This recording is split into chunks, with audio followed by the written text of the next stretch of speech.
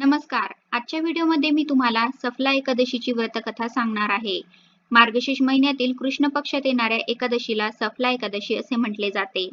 एकादशीच्या दिवशी श्रीहरी विष्णू भगवंताचे पूजन केले जाते. एकादशी मंगल करणारी आहे.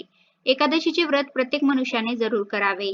जसे नागामध्ये शेषनाग, सर्व पक्ष्यांमध्ये गरुड, सर्व देवतांमध्ये श्रीहरी विष्णू भगवंत आणि मनुष्यांमध्ये ब्राह्मण श्रेष्ठ आहे. त्याप्रमाणे संपूर्ण तिथीमध्ये एकादशी तिथी सर्वात जास्त श्रेष्ठ आहे.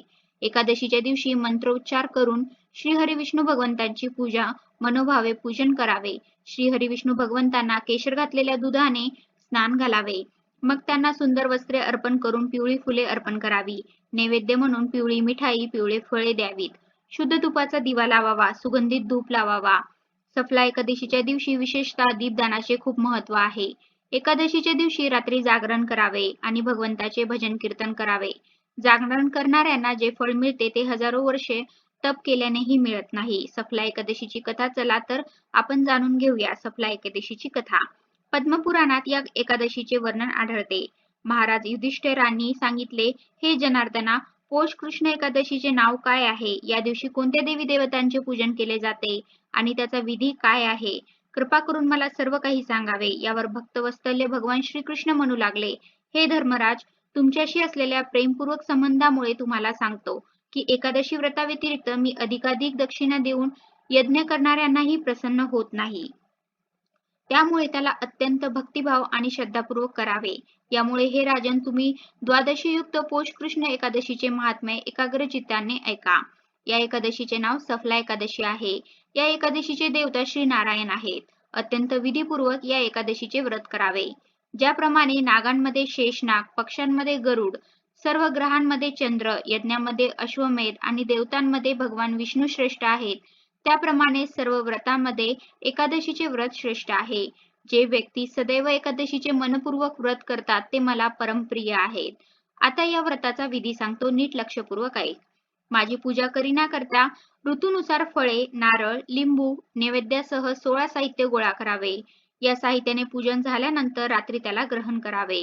या एकादशीच्या व्रताप्रमाणे यज्ञ, तीर्थ, दान, तप तसेच इतर दुसरे कोणतेच व्रत नाही. 5000 वर्ष तप केल्यानंतर जे फळ मिळते त्यापेक्षा जास्त सफला एकादशीचे व्रत केल्याने मिळते.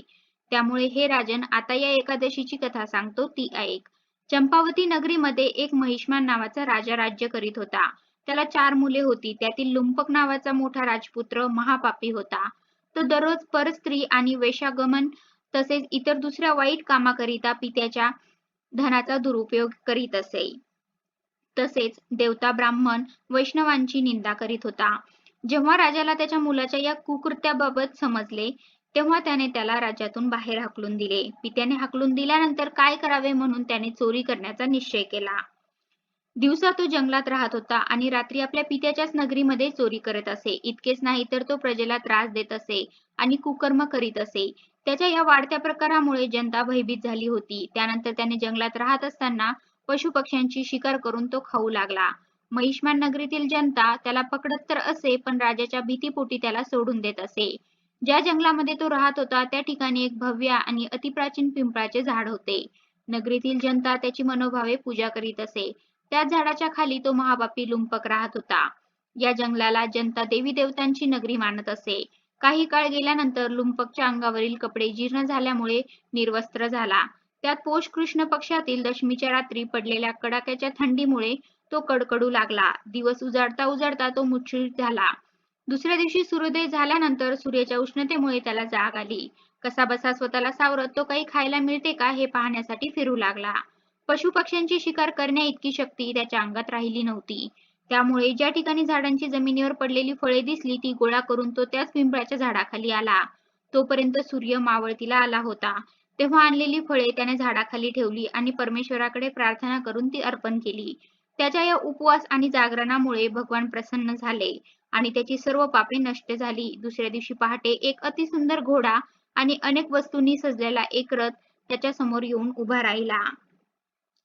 त्याच वेळी श्री नारायणाच्या कृपेने तुझी सर्व पापे नष्ट झाली असून आता तू पित्याकडे जाऊन राज्याची प्राप्ती कर, अशी आकाशवाणी झाली.